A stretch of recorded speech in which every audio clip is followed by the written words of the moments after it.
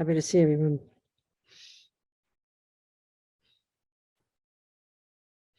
So I think we'll do our blessing the speech again, Matt. Have that ready for us. So let's just think. You know, it's kind of, initially it's odd because in the world, normally we just think of a big fat me plodding through life, you know. We don't kind of make a distinction. We don't think about our body and the behavior and then our speech and our mind as separate things. But this is really the marvelous thing about the different levels of practice. If we look at the Lam Rim, the stages of practice are exactly related to this, you know. The very first level of practice, given that we're driven by delusions, then naturally the servants of our delusions, which are the body and speech, they're the troublemakers. I mean, look at the world, you know. When we think of it like this, it's quite an eye-opener. Look at the world, look in terms of suffering. Look at the world. I mean, it's the body that kills and drops bombs. It all starts with the mind, of course it does. We've got to start with the servants first. Control the body, at least have good behavior.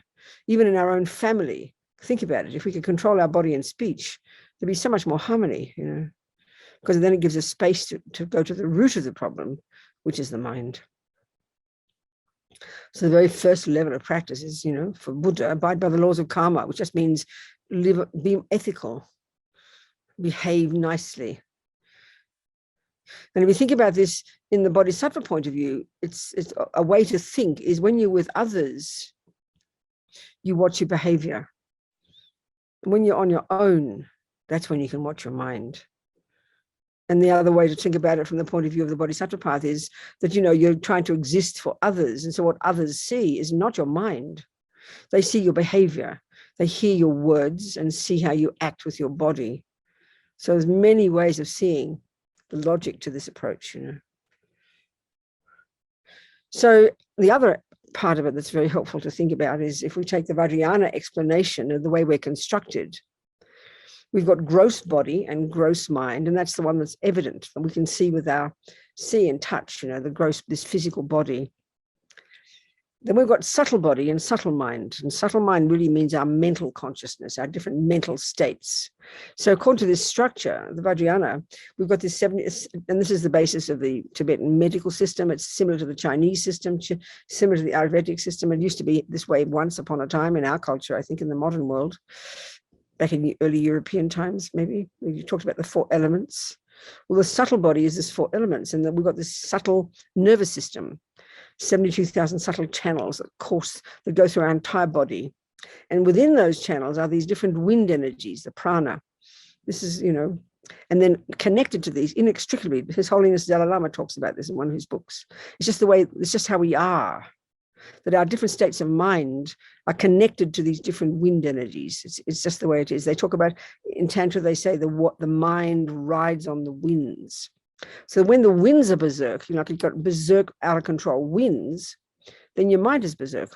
So that one way of, you know, so then by calming your breath, certain meditations, you use your breath. So by steadying your breath, you steady your mind. That's the 9-round breathing meditation, for example. But here, what we're doing is relating the body, you know, the subtle wind energy and the speech. The wind is speech. And the purest speech is, they say, according to this Buddhist system, is the Sanskrit sounds. So by reciting these syllables, we're purifying both our wind energies, which in turn our physical body gets the benefit, and our mind. So it's purifying the speech. That's the background. So just check our bodies, have them in an appropriate position. You know, if you're sitting in full lotus position, that's perfect. If not, in half lotus. If not, regular cross-legged. If not, in a chair. But if we're in a chair, have our body upright. Don't slump into the chair. Your feet firmly on the ground and your body upright. So the subtle, these wind energies with the mind can go through these channels unhindered. Our hands in the meditation gesture or mudra, left underneath, right on top, thumbs touching, forming a triangle. And your head slightly tilted forward, chin tucked in, jaw relaxed, lips slightly apart. tip of the tongue behind the top teeth, just near the palate. If you're meditating for a long time, this is an advantage because it prevents you from dribbling, from having to swallow the spit a lot, it seems. And your eyes looking down, as if you're looking along your nose towards the ground. And your eyes slightly closed. That's the ideal position all the yogis have found to be most conducive. So we're just doing 30 minutes here, 20 minutes, so it's, it's okay. So our sweet little refuge prayer. Konchog sumla kapsu chi, drola penche sange shog. Konchog sumla kyapsu chi, drola penche sange shog. I take refuge in the three jewels. May I become a Buddha to benefit all. So now, just contemplate. If you've received an empowerment, then you see yourself out of emptiness. You manifest as the Buddha. If not, you visualize Buddha above your crown.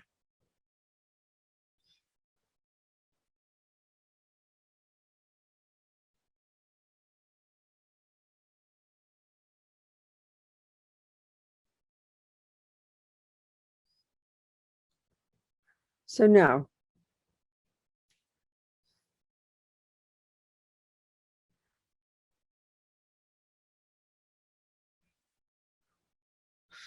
we visualize on our tongue is the syllable R, if you know the Sanskrit or Tibetan, otherwise the Roman letters AH, standing upright.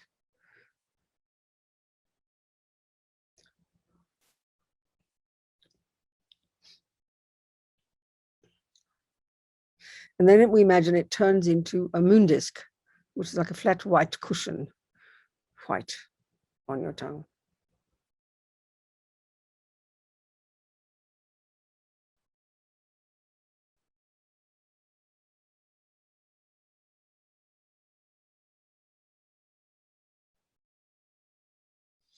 And on top of the white moon disk is a white Om in the center.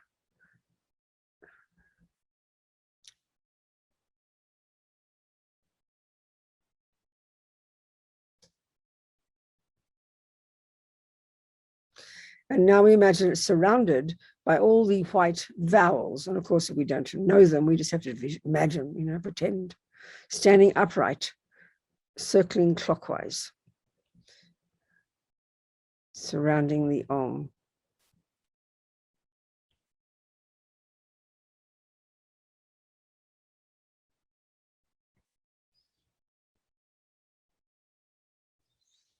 And then surrounding that are the red consonants, circling counterclockwise.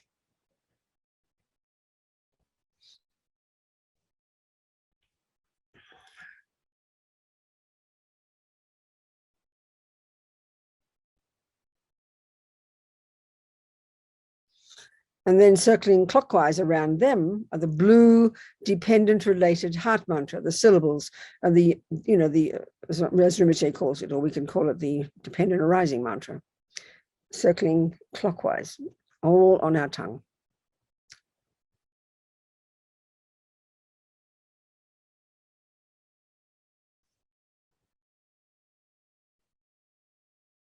So now we imagine light goes out from all of these syllables, and maybe you can see the different colors, the white, the red, the blue, goes out to all the 10 directions, north, south, east, west, northeast, northwest, southeast, southwest, up and down.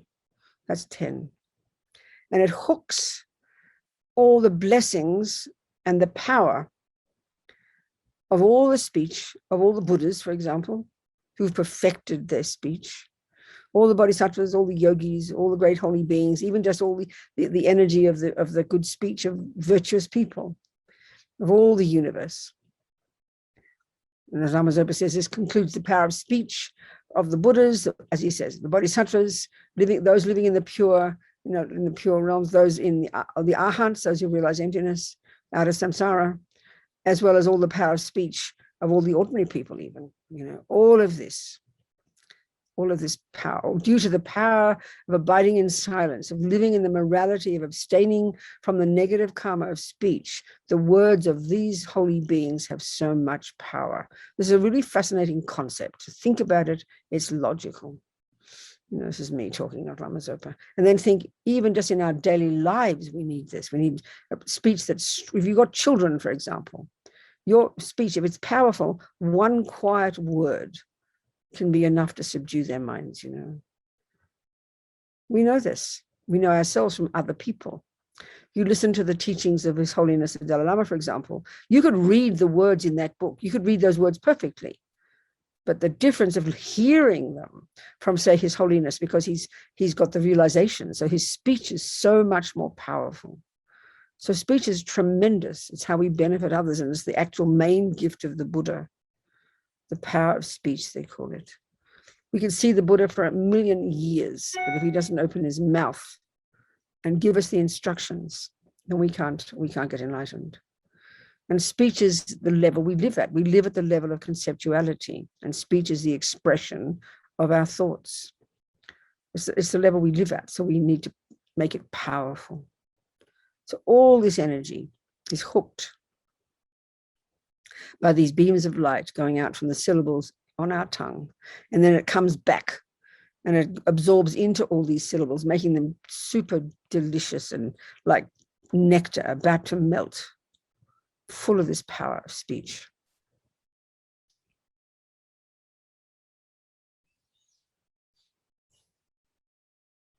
So now as we recite the vowels together, we visualize nectar, white nectar, pouring down and going up from the syllables on the tongue, completely filling us. And first of all, purifying all the karmic imprints from all the actions we've ever done in countless past lives with our bodies to harm sentient beings.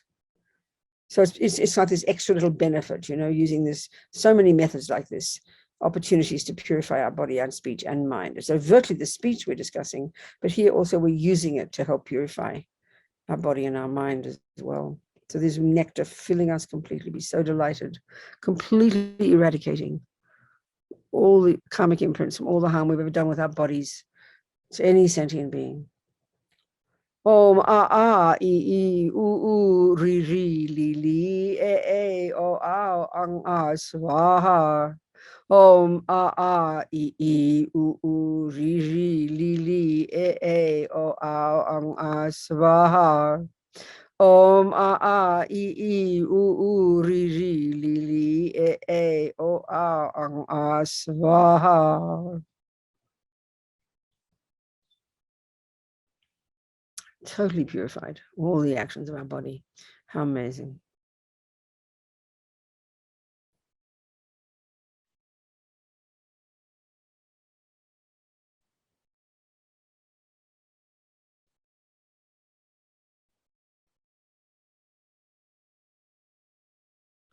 So now from the red consonants, delicious red nectar pours down and up and fills our entire body.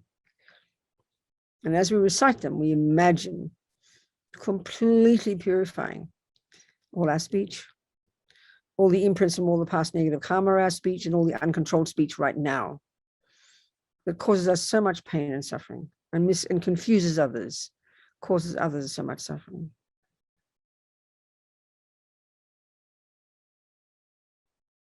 This is the one sometimes we're so, we're so fearful sometimes to say, we're protecting ourselves most of the time.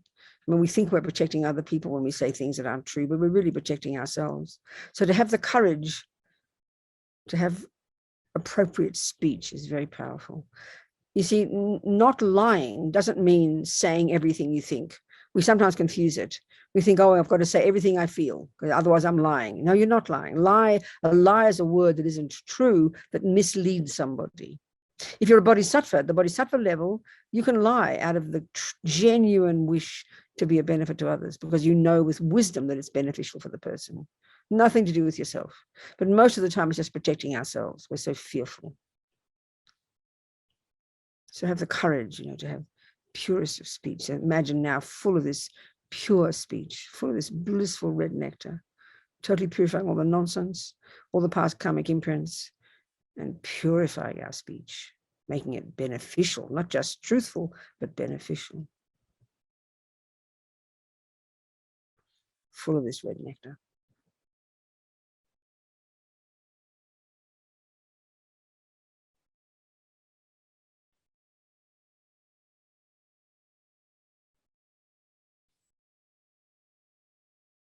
So now as we recite the dependent rated heart mantra syllables, the mantra of dependent arising, which of course is the method to realize emptiness, is to purify the mind, the source of everything, the source of our enlightenment, the source of our happiness, and the source of our suffering.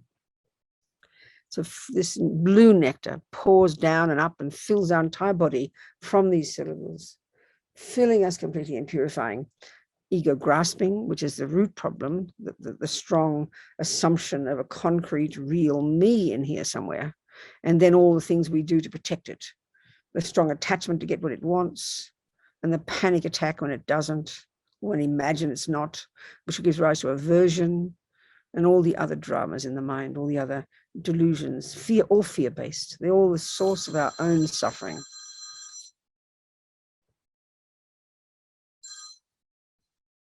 Totally purified by this radiant blue nectar filling us.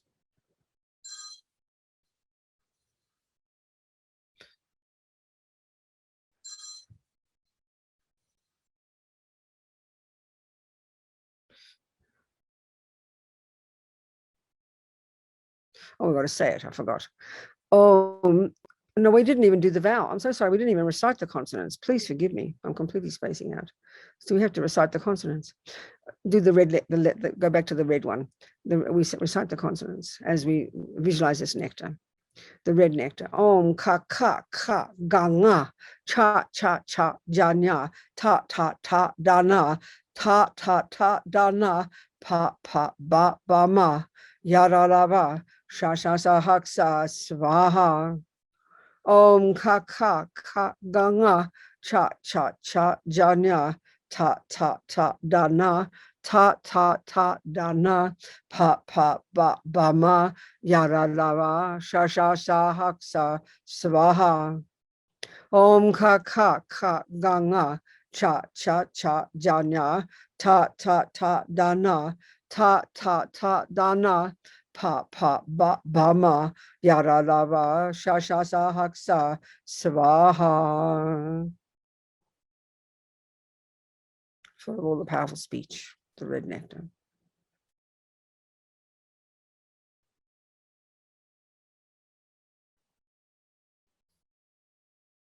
And now the mind, the blue syllables, filling us completely with blue nectar, purifying ego, grasping the root delusion, the attachment, aversion, all the panic and the fears.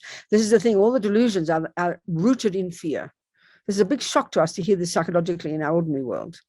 But their nature is fear. Their nature is anxiety. Virtues in their nature cause happiness. This is a really interesting point to observe. We can observe the truth of it. When the mind is virtuous, the mind is spacious and therefore happy, literally. But when the mind is deluded, we know our own experience. It's like living in hell, the pain of all the delusions. Of course, the problem is we think the object of our delusions is the problem. We think it's the boyfriend that's the problem. We think it's the circumstances that are the problem. We don't realize it's our own delusions that are the problem. This is a powerful point because our delusions make up this nonsense.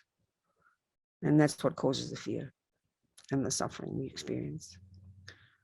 So imagine now the mind is completely annihilated. All the delusions gone, full of this blissful blue nectar, full of contentment. Imagine this, and full of the virtues. These are our natural state. Imagine, want this.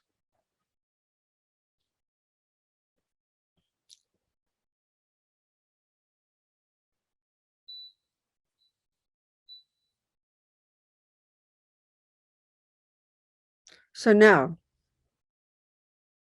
now we visualize all these blue dependent related heart mantra syllables, the blue ones, dissolve into the red consonants on our tongue.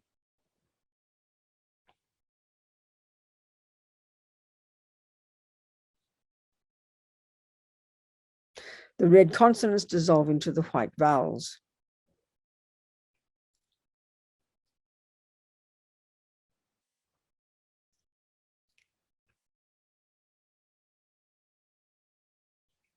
The white vowels dissolve into the white om.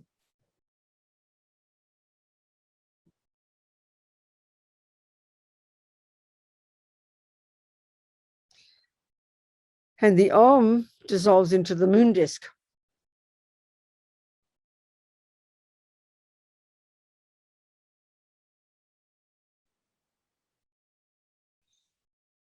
And now the moon disk transforms into an R.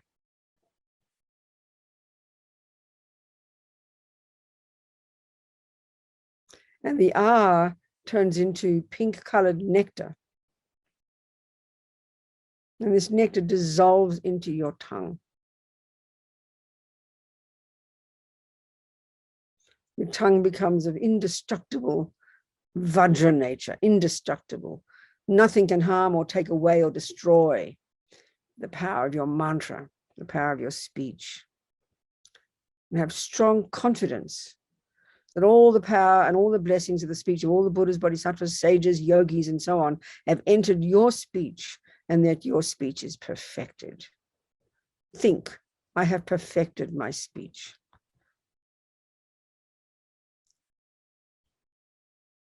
And the minute sentient beings hear your speech, imagine it pacifies their emotional suffering, their disturbing thoughts. And then also whatever you say is powerful, and whatever you say, if it's necessary to have things get done, it will get done. It will be actualized.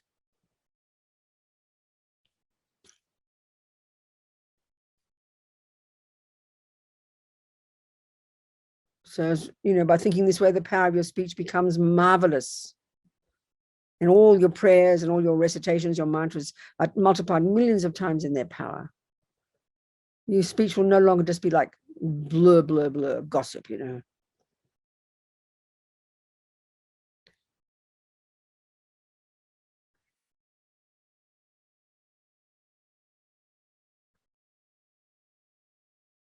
So now the little dedication prayer together. This so unlikely, this little prayer. Such a sweet little prayer. I never get over how sweet it is. Who would ever have thought like this? May my tongue have all the courage of the ones gone to bliss. By the power manifesting from these glorified words, may all sentient beings be subdued. And whatever words I say, may all of these actions be accomplished instantly. So, yeah. What time is it? Okay. So, yeah, that's it. Little people, kind people. And we normally never ask questions, but are there any questions about this practice? There just might be. I don't know. If not, we leave it like that. We stay peaceful. We do our best. I think it's enough. Cheating you of a few minutes, I'm afraid. So I think that's it, people, dearest people. If you've got the end of the day, so you watch your speech before you go to sleep, and if it's the beginning of the day for you, then, really consciously think this way. Really make a decision. I mean, we all know when we make a decision, that's when we do something. Don't be afraid, oh, I can't control my speech, I'll just say what I feel. It's only because we haven't made a decision not to. So have confidence, And we can see we can be very kind, not say bad words, but we just have this compulsion to talk. And it's coming from a good place sometimes, but be more conscious. Be more conscious, and think like the Bodhisattvas. Think like the Bodhisattvas. They see you and they hear you. They don't see your mind. They see your body and they see your speech. And they hear your speech. So think it's for their benefit. This is very powerful. And delight in this little activity. Jangtrup Semchok Rinpoche Ma Ke Panam Ke Gyuchig Ke Panyampa Mepa Yanggong Ne Gong Du Pavashok. All right. Dearest people, thank you so much, everybody. Thank you.